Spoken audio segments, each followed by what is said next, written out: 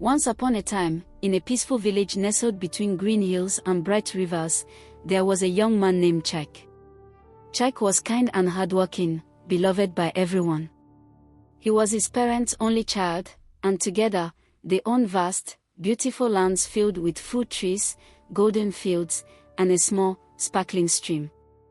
But one night, something terrible happened. Chike was walking home after visiting his friends, singing happily under the starry sky. Suddenly, he felt a sharp pain in his back and collapsed to the ground. It was his uncle, who had been hiding in the shadows. His uncle, with a heart full of greed and jealousy, wanted the land all for himself. And that night, he took Chike's life, thinking that now, he would have everything. Chike's parents were devastated. They mourned their son deeply, but no one knew the truth of what had happened. They buried Chike, and his uncle took over the land, smiling with wicked satisfaction. Years passed, 20 long years. Far away, across the sea, in a land no one in the village had ever heard of, there was a woman named Amara. She was beautiful and gentle, with 5 lively children, 4 strong boys and 1 little girl with a laugh like music. She was married to a kind, quiet man who loved his family dearly. But one day, Amara noticed something strange. Her husband, who had always seemed so full of life, was now distant, almost as if he were fading. Every night, she would ask him, "My love, I wish to know your family, to see your home and learn about the place you came from. Tell me more." At first, he would shake his head, a shadow passing over his face. But Amara kept asking, gently and patiently. One evening, with a sad, gentle smile, he finally agreed. He wrote down his family's name, the village's name, and the address of his old home. "Take the children," he told her. "Go and meet my people. I will follow you very soon." So Amara set out, crossing rivers, mountains, and wide roads with her 5 children. They traveled day and night until they reached Chike's village, the place her husband had told her about. When they arrived, the villagers were shocked to see them. No one had ever seen Amara before, yet something about her and her children felt familiar. Amara, not knowing what awaited her, went straight to Chike's family home, the very place where he had once lived. She knocked on the door, and the door creaked open. Standing there was Chike's uncle, now an old man with a bitter look in his eyes. Amara held her children close and said, "We have come to see my husband's family. I am Chike's wife, and these are his children." The villagers gathered around, murmuring in shock and disbelief. Chike's uncle's face grew pale as a ghost, his hands shaking. He stared at the woman before him, at the 5 children with eyes so much like Chike's, and he could feel his heart pounding wildly in his chest. But, that cannot be. Chike's uncle stumbled back, his face pale as though he had seen a ghost. What did you say?" he stammered, his voice barely more than a whisper. "I am Amara," the woman said, her voice steady and strong. "I am Chike's wife, and these are his children. He told us to come here, to meet his family." She looked around at the crowd of villagers, her eyes wide and curious. She had expected smiles, perhaps a joyful welcome. But instead, there was only silence, broken by hushed whispers and wide, shocked eyes. Chike's uncle gripped the edge of the door tightly, his knuckles turning white. This was impossible. Chike was gone, he had seen to that himself, 20 years ago. How could this woman be standing here, claiming to be his wife? And these children, their eyes, their smiles, their faces, it was like looking at Chike himself. You must be mistaken," he stammered, trying to regain his composure. "There is no one here by that name. Chike is," he paused, glancing nervously at the villagers. "He is no longer here." Amara's brows knitted in confusion. "What do you mean, he's no longer here? He told me this was his home. He gave me directions himself." She looked down at her children, who clung to her, their faces filled with wonder and worry. One of the older villagers stepped forward, an elderly woman with kind eyes and a cane in her hand. She looked at Amara and her children carefully, then turned to Chike's uncle. "Tell her the truth," she said, her voice shaking with both anger and sorrow. "Tell her what you did to Chike all those years ago." Chike's uncle's face twisted with fear. I don't know what you're talking about," he protested, his voice rising. But his eyes darted nervously from face to face, seeing the doubt growing in the villagers' eyes. They had always wondered, always whispered among themselves. But now, standing before them was a woman claiming to be Chike's wife, with children who looked hauntingly like him. Amara stepped forward, her face filled with determination. "My husband told me he would come to join us soon. He always looked sad when I asked him about his family, but he said he missed his home."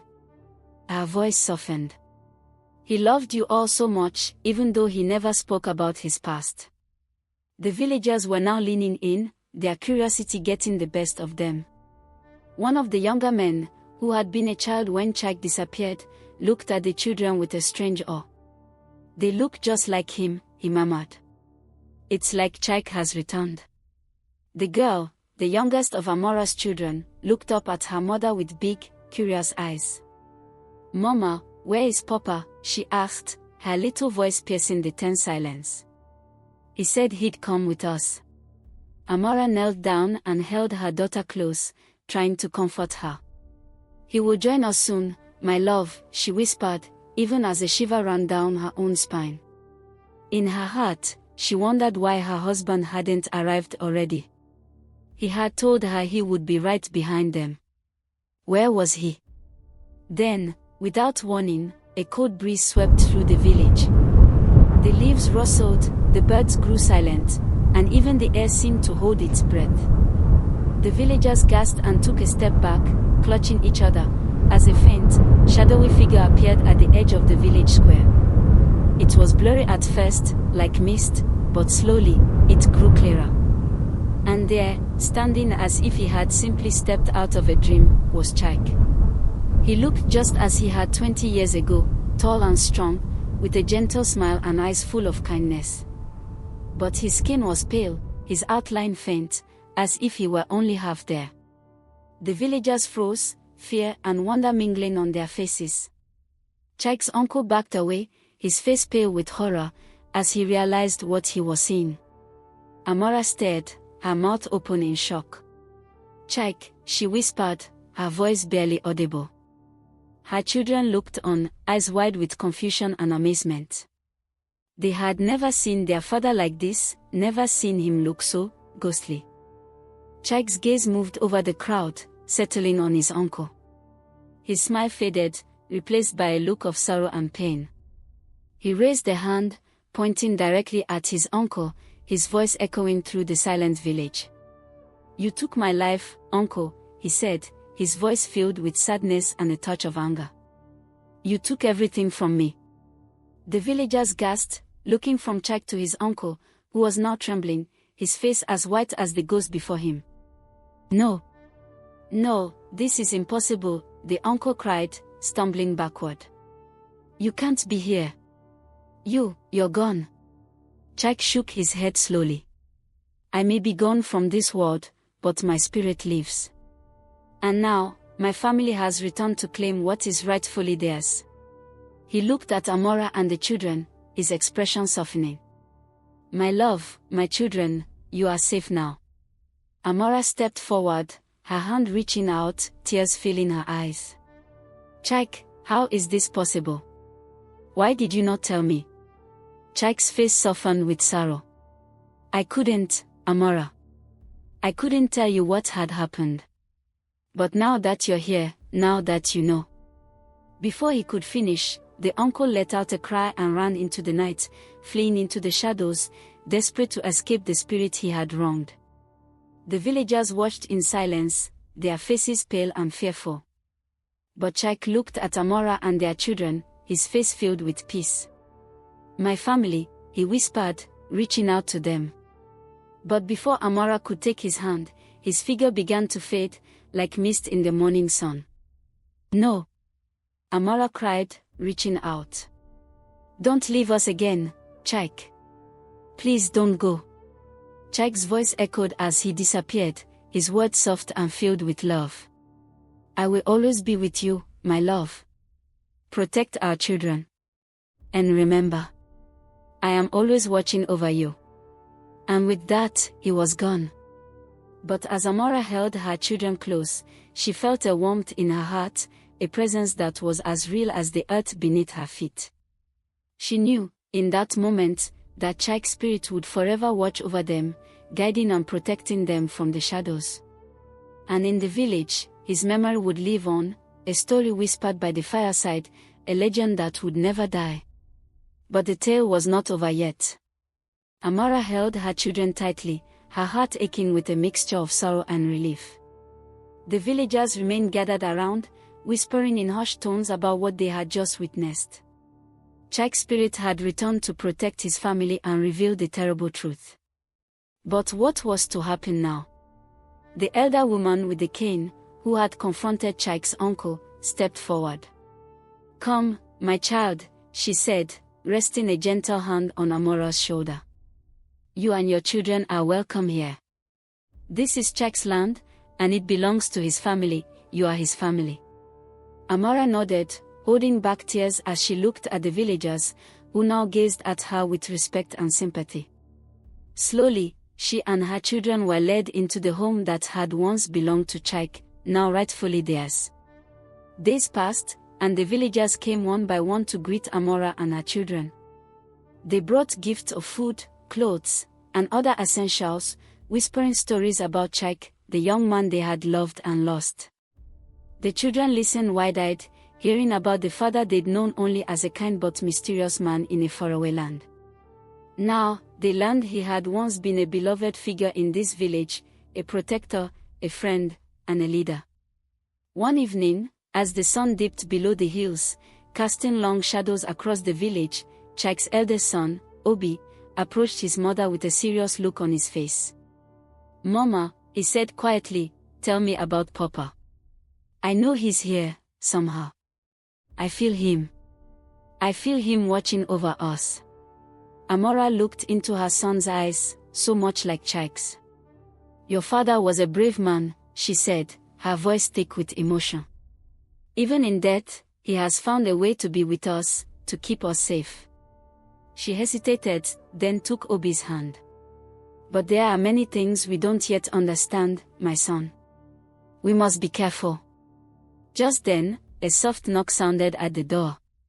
Amara tensed, wondering who it could be at such a late hour. She opened the door to find the elder woman once more. Her eyes were wide, filled with a strange glint. She held a bundle wrapped in dark cloth, which she extended toward Amara. "This belonged to Chike," the elder said, her voice low and mysterious. "It was something he held dear, a gift from his father. I kept it safe, knowing one day he or his family would need it." Amara took the bundle and unwrapped it carefully. Inside was an old wooden carving, a small, beautifully detailed figure of a man holding a spear, standing tall and proud. She looked at it, feeling a shiver down her spine. It was said that Chike's father, a powerful hunter and warrior, had crafted this to pass on his strength and protection to his son. Now, it was in her hands. "Keep this with you," the elder woman said, her voice barely above a whisper. "The spirit of his father is bound to it. It will protect you and your children from harm." As she left, Amara clutched the carving close, feeling a warmth radiate from it, a strength she could not explain. That night, she placed it by her bed, where her children slept beside her, and drifted into a deep, dream-filled sleep. In her dream, she found herself back in the village square. The stars were bright above her, and the air was filled with the soft hum of crickets. She felt a presence beside her and turned to see Chike, standing there, his face filled with love. "Amara," he said softly, reaching out to take her hand. His touch was warm and real, as if he were alive once more. "Chike." Amara gasped, tears streaming down her face. "Is it really you?" Chike nodded, his eyes sad yet peaceful. I am here, Amara. My spirit cannot rest until my family is safe. My uncle's greed brought harm to our family, but now you have come to make things right. Protect our children. Teach them to be strong, to love, and to be kind. Amara nodded, clutching his hand tightly. But, Chike, what about you? Will you ever return to us fully? He smiled, a gentle, sorrowful smile. I can only return when the wrongs done to us have been made right, when peace is restored to our land. For now, I am only a shadow, a memory. But I will be with you always, watching over you. As the dream faded, Chike's voice grew distant, echoing in her mind. Teach our children, Amara. Tell them to be wise, for they carry my spirit in them. They are stronger than they know. Amara awoke with a start, her heart racing, her cheeks wet with tears. She glanced around the room, where her children lay sleeping peacefully, unaware of the strange journey their family had been thrust into. She held the wooden carving close, feeling its warmth, and whispered a promise into the quiet night. I will protect them, Chike. I will honor you, and we will make this land whole again. In the days that followed, Amara began teaching her children about their heritage. She told them of their father's courage, his kindness, and his wisdom. She showed them the fields, the trees, the rivers that had once belonged to Chike's family, filling them with pride and a sense of belonging. And each night, she placed the carving by her bedside, feeling Chike's presence near, guiding and protecting them. But trouble was not yet over. One afternoon, as Amara and her children walked in the fields, a shadow fell over them. It was Chike's uncle, his face twisted with rage and desperation. He had returned, furious that his plan to steal the land had failed, and determined to drive Amara and her children away. This land is mine, he shouted, his voice filled with bitterness. You have no right here. Chike is gone, and his family with him. Amara stood her ground, her heart pounding but her voice steady. You cannot scare us away. We are Chike's family, and we belong here. You cannot undo what you have done. The villagers gathered around, watching the confrontation unfold. Some of them murmured among themselves, shaken by the sight of Chike's uncle, who had become a fearful and angry man over the years. But others stepped forward, forming a circle around Amara and her children, their faces resolute. We know the truth now, one of the villagers said. This land belongs to Chike's family. You have no right to it. Chike's uncle's face grew pale, and he backed away, realizing he had lost the support of the people. But as he stumbled away, his eyes narrowed, and he muttered darkly, This isn't over. I will not be defeated by shadows and ghosts.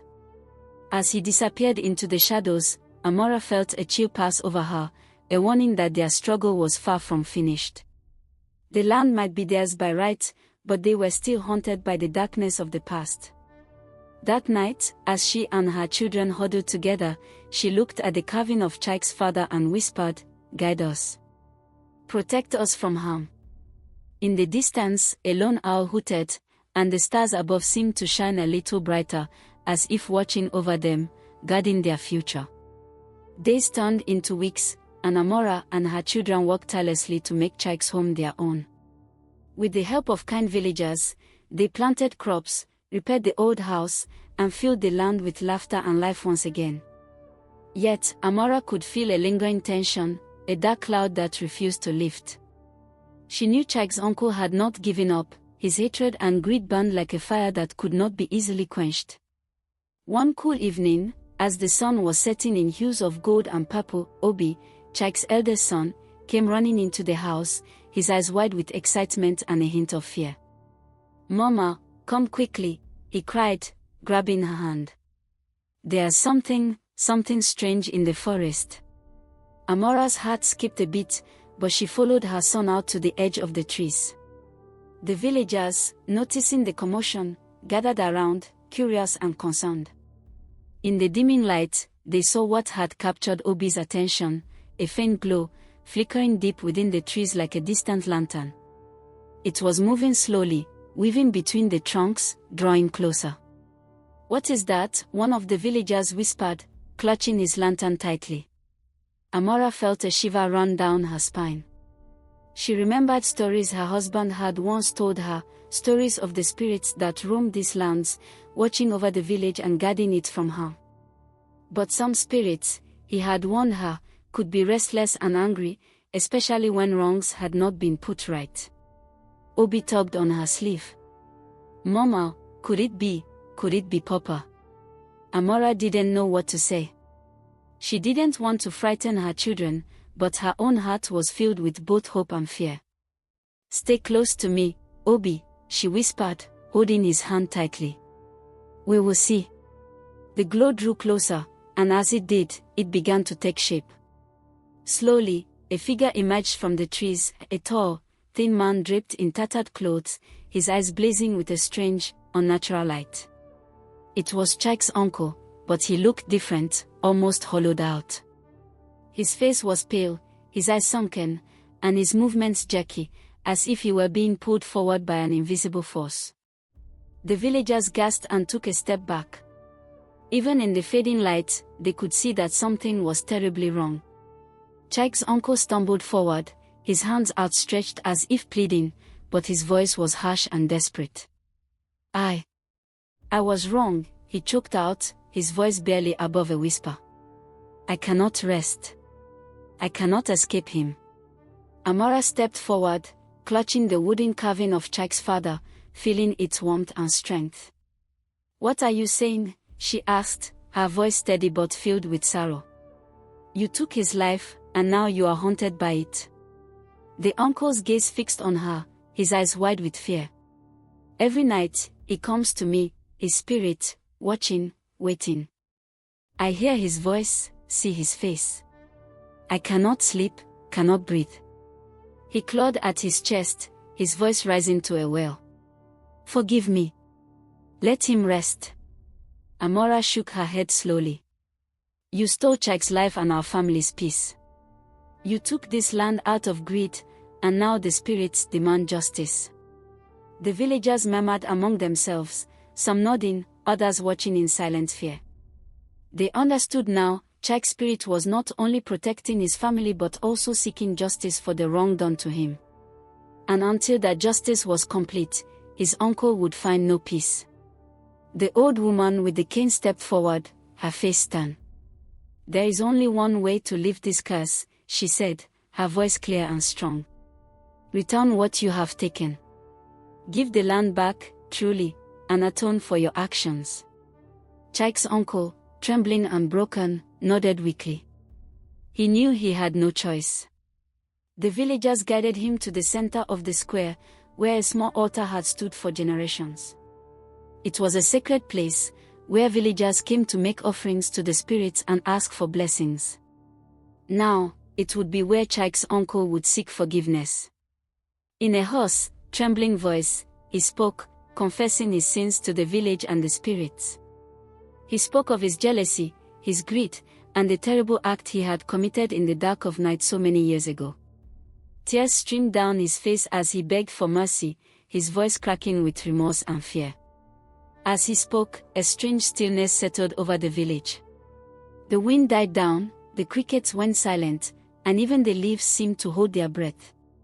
Amara and her children watched, their faces solemn, feeling Chike's presence stronger than ever, as if he were standing among them, listening. When the confession was done, the villagers each took a small stone from the ground and placed it on the altar, a symbol of their forgiveness, though it was not easy to give. One by one, they stepped forward, murmuring words of peace and letting go of their anger. Finally, Amara stepped forward, her heart heavy but resolute. "I forgive you," she said, her voice trembling. "For my husband's sake, and for the sake of our children, I let go of this pain. But remember, you cannot undo what you have done.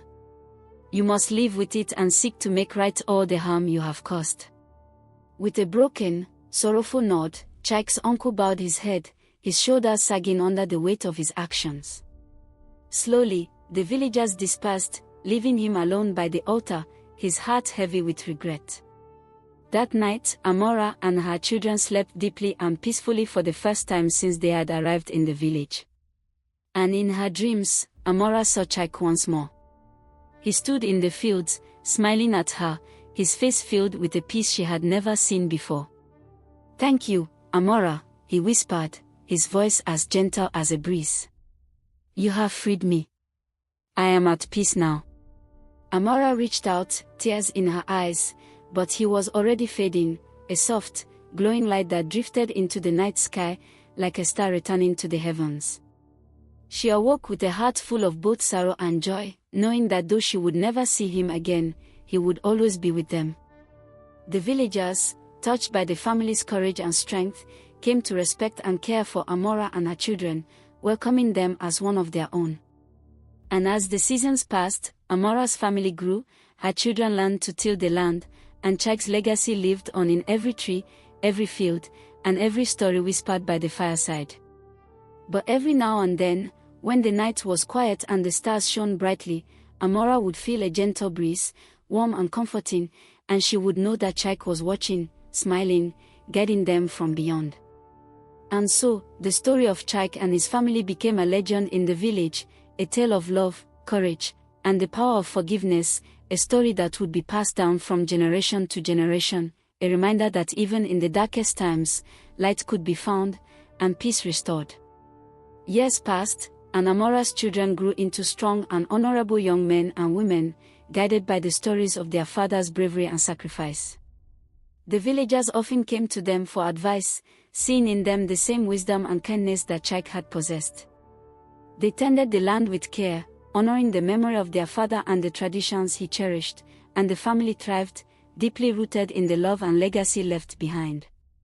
One evening, as the village gathered to celebrate the harvest, Amara stood by the fire with her children, watching as the villagers danced and sang. She felt a deep peace, knowing that her family had finally found a place they could call home. She looked to the stars, feeling as if Chike was watching, his spirit woven into the very fabric of their lives. As the celebration came to a close, Amara's eldest son, Obi, stood before the villagers and shared the story of his family. He spoke of his father's kindness, his mother's courage, and the strength they found in forgiveness.